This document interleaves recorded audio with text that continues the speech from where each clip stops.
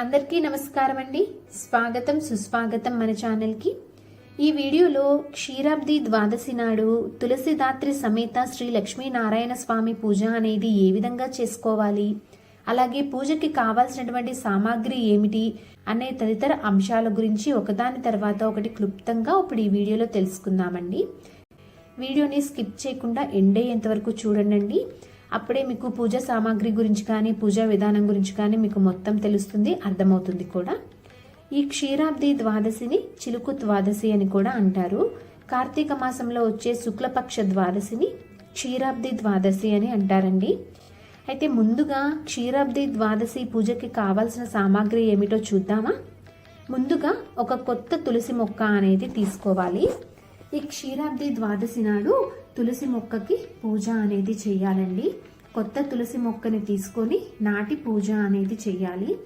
కొత్త కుండీలో అయినా నాటుకోవచ్చు, లేదా ఆల్రెడీ ఉంటే కనుక ఆ కోటలోనే ఈ కొత్త తులసి మొక్కని దాని దగ్గర పక్కనే పెట్టుకొని నాటుకొని పూజ అనేది చేసుకోవచ్చు. తర్వాతది కావాల్సింది ఉసిరి మొక్క అండి. కాయలతో ఉన్నటువంటి ఉసిరిని తీసుకోవాలి. ఈ క్షీరాబ్ది ద్వాదశి నాడు తులసి మొక్కని లక్ష్మీదేవిగాను, ఉసిరి చెట్టుని శ్రీమన్నారాయణ గాను భావించి వీరి ఇద్దరికి వివాహం అనేది జరిపిస్తారు. అందుకని చెప్పి ఈ రెండింటిని ఈ క్షీరాబ్ది ద్వాదశి నాడు మనం తీసుకోవాలండి. తర్వాతది వచ్చేసి లక్ష్మీనారాయణల ఫోటోని తీసుకోవాలి. ఒకవేళ మీ దగ్గర ఉంటే కనుక ప్రతిమని కూడా తీసుకోవాలండి. ప్రతిమ ఉంటే ప్రతిమని కూడా సిద్ధం చేసుకొని ఉంచుకోవాలి పూజకి. తర్వాత ప్రతిష్ఠించుకోవడానికి ఆసనం అనేది కావాలి. ఆసనంకి పసుపు రాసి అష్టదళ పద్మం ముగ్గు వేసి కుంకుమ బొట్లు పెట్టి సిద్ధం చేసుకొని ఉంచుకోవాలి. ఇప్పుడు పూజ కోసము దీపారాధన కుందులు, అలాగే ఆచమన పాత్ర, పసుపు, కుంకుమ, గంధము, అక్షింతలు, హారతి కర్పూరము, అగ్గిపెట్టి, పరిమళ భరితమైనటువంటి పుష్పములు, ఏవైనా అందుబాటులో ఉండేటువంటి పండ్లు, అలాగే తర్వాత వచ్చేసి మనకి బెల్లము, వీటితో పాటు అగరవత్తులు, హారతి ఇచ్చేటువంటి హారతి కర్పూరము, గంట, వస్త్రము, అలాగే వక్కలు, తమలపాకులు, యజ్ఞోపవీతము, నైవేద్యం కోసము చలిమిడి, వడపప్పు, పానకము, అటుకులు, బెల్లము కలిపినటువంటి మిశ్రమంని సిద్ధం చేసుకోవాలి. వీటన్నిటితో పాటు క్షీరాబ్ది ద్వాదశి పుస్తకము, అలాగే ఆవు నెయ్యి, చిల్లర నాణాలు, ఇవే కాకుండా దీపాలు వెలిగించుకోవడానికి ప్రమిదలు, ఉసిరికాయలు కూడా సిద్ధం ఉంచుకోవాలండి. ఈరోజు తప్పకుండా ఉసిరి దీపం అనేది వెలిగించాలి కాబట్టి ఉసిరికాయల్ని కూడా సిద్ధం చేసుకొని ఉంచుకోవాలి. మీకు దొరికితే కనుక అరటి డొప్పల్ని కూడా తీసుకొచ్చుకోవాలండి పూజలోకి. అలాగే ఆవు నెయ్యితోటి తడిపినటువంటి వద్దుల్ని కూడా సిద్ధం చేసుకొని ఉంచుకోవాలి. ఇప్పుడు పూజా విధానం ఏ విధంగా చేసుకోవాలో తెలుసుకుందామా మరి.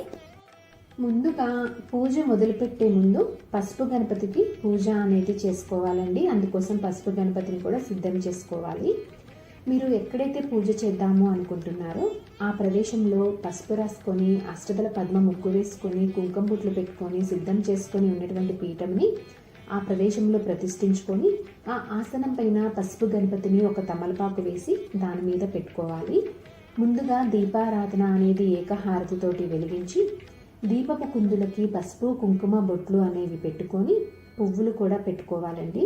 ఆ తర్వాత పసుపు వినాయకుని ఆవాహన అనేది చేసుకొని పసుపు వినాయకునికి ఆర్ఘపాద్యాలు ఇచ్చి పసుపు, కుంకుమ, గంధము, వస్త్రము, పువ్వులు, అక్షింతలు వేసి నైవేద్యంగా ఒక చిన్న బెల్లం ముక్కను కానీ ఏదైనా ఒక పండుని కానీ పెట్టి తర్వాత ధూపము ఇచ్చి దీపాన్ని కూడా చూపించి ఆ పసుపు వినాయకునికి తాంబూలం అనేది కూడా సమర్పించుకోవాలి.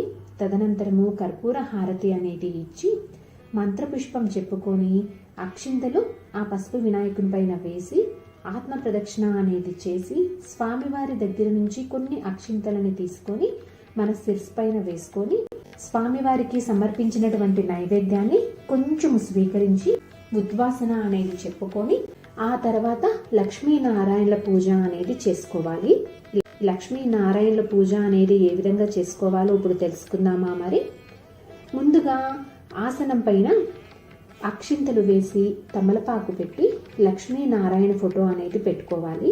మీరు ఒకవేళ ప్రతిమని పెట్టుకొని చేసుకుంటే కనుక ప్రతిమని కూడా ఈ విధంగానే పెట్టుకోవాలండి.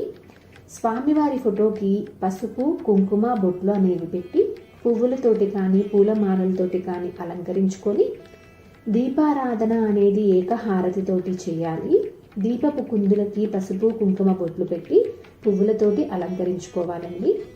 ఈ రోజున తప్పకుండా మీరు పూజ చేసేటప్పుడు తులసిదాత్రి సమేత శ్రీ లక్ష్మీనారాయణ స్వామి అనుకుంటూ పూజ చేస్తున్నంతసేపు కానీ లేదా నైవేద్యం సమర్పిస్తున్నప్పుడైనా కానీ ఏదైనా ఉపచారములు చేసేటప్పుడైనా కానీ తప్పకుండా ఇలా అనుకుంటూ ఈ పూజ అనేది చేయాలండి. ఈ రోజున తులసిదాత్రి సమేత శ్రీ లక్ష్మీనారాయణ స్వామి అనుకుంటూ చేసుకోవాలి. ఈ రోజున మర్చిపోకండి. ఇప్పుడు ఆచమనం చేసుకొని సంకల్పం అనేది చెప్పుకొని ఆ తర్వాత శ్రీ లక్ష్మీనారాయణని ఆవాహన అనేది చేసి ఆర్ఘపాద్యాలు ఇచ్చి పసుపు కుంకుమ అక్షింతలు పువ్వులు గంధము అలాగే ఆ లక్ష్మీనారాయణకి ఎంతో ఇష్టమైనటువంటి తులసి దళాలతోటి పూజ అనేది చేసుకోవాలి. తులసి దళాలతోటి పూజించాలి. మీరు ప్రతిమని పెట్టుకొని చేసుకుంటే కనుక పంచామృతాలతోటి స్నానం అనేది చేయాలండి. ప్రతిమని పెట్టుకొని వాళ్ళు మామూలుగా చేసుకుంటే సరిపోతుంది. తర్వాత స్వామివారికి సంబంధించినటువంటి అష్టోత్తర శతనామావళితోటి పూజ అనేది చేస్తూ పువ్వులు అక్షింతలు కుంకుమ పసుపు వేస్తూ పూజించాలి. తర్వాత ధూపము చూపించి దీపాన్ని కూడా చూపించాలండి. అలాగే తులసిదాత్రి సమేత శ్రీ లక్ష్మీనారాయణ స్వామివారికి నైవేద్యాన్ని కూడా సమర్పించాలి. నైవేద్యంగా చలిమిడి వడపప్పు పానకము అలాగే అటుకులు బెల్లంని సమర్పించాలండి. అలాగే తాంబూలంని కూడా ఇవ్వాలి. తర్వాత వెలిగించేటువంటి ఒత్తులు అన్నింటినీ ప్రమిదల్లోకి కుందుల్లోకి అలాగే అరటిడొప్పల్లోకి మీకు దొరికితే కనుక అరటిడొప్పల్లోకి పెట్టుకొని సిద్ధం చేసుకొని ఉంచుకోవాలి. ఉసిరి దీపాన్ని కూడా సిద్ధం చేసుకోవాలండి. తప్పకుండా ఈరోజు ఒక్క ఉసిరి దీపాన్నైనా వెలిగించాలి. ఈ దీపాలన్నింటినీ వచ్చేసి బేసి సంఖ్యలో మాత్రమే వెలిగించాలండి. అవి ఎన్ని వెలిగించినా కానీ బేసి సంఖ్యలో ఉండాలి. 9కి తక్కువ కాకుండా చూసుకోండి. 9 కన్నా తక్కువగా ఉండకూడదు. ఈ దీపాలన్నీ వెలిగించేటప్పుడు తప్పకుండా క్షీరాబ్ది ద్వాదశి వ్రతకథ చదవడం కానీ వినడం కానీ చేస్తూ ఈ దీపాలన్నీ వెలిగించాలి. ఒట్టిగా మాత్రం వెలిగించకూడదండి. క్షీరాబ్ది ద్వాదశికి సంబంధించినటువంటి వ్రతకథని చదవడం కానీ వింటూ కానీ వెలిగించుకోవాలి. ఈ క్షీరాబ్ది ద్వాదశి వ్రతకథ అనేది నా ఛానల్లో కూడా ఉందండి. నేను ఆ లింక్ అనేది డిస్క్రిప్షన్లో ఇస్తాను. కావాలి అనుకునే వాళ్ళు ఒకసారి విజిట్ చేసి చూడొచ్చు. ఇలా ఎవరైతే క్షీరాబ్ది ద్వాదశి రోజున దీపాలు వెలిగిస్తారో వారి సర్వ పాపాలు తొలగిపోతాయని పెద్దలు చెప్తున్నారు. ఎవరైతే ఈరోజు దీపదానం చేస్తారో సాక్షాత్తు విష్ణు సాన్నిధ్యాన్ని పొందుతారు అని చెప్తారండి. ఈ వ్రతకథ చదవడము వినడము అయిపోయిన తర్వాత దీపాలన్నీ వెలిగించడం అయిపోయిన తర్వాత అక్షింతలు తీసుకొని స్వామివారి దగ్గర వేసి కొన్ని అక్షింతలను తీసుకొని మీ శిరస్సు పైన మీ ఇంట్లో ఉన్న వారిపైన వేసుకోవాలి. చివరిగా కొబ్బరికాయని కొట్టి స్వామివారికి నైవేద్యం సమర్పించాలి. తర్వాత కర్పూర హారతి అనేది ఇవ్వాలి. కొబ్బరికాయను మాత్రము ముందుగా కొట్టకూడదండి. దీపాలన్నీ వెలిగించిన తర్వాత క్షీరాబ్ది ద్వాదశికి సంబంధించిన వ్రతకథ చదువుకొని దీపాలన్నీ వెలిగించిన తర్వాత మాత్రమే కొబ్బరికాయని కొట్టుకోవాలి. చివరిగా తమ శక్తి కొలది మంత్రపుష్పం చెప్పుకొని ఆత్మ ప్రదక్షిణ చేసి స్వామివారి దగ్గర ఉన్నటువంటి నైవేద్యాన్ని ఇంటిల్లపాది స్వీకరించాలి. ఈ విధంగా క్షీరాబ్ది ద్వాదశి రోజు శ్రీ లక్ష్మీనారాయణులకి పూజ అనేది ఇలా చేసుకోవాలండి. సో ఇదండి ఈరోజు వీడియో.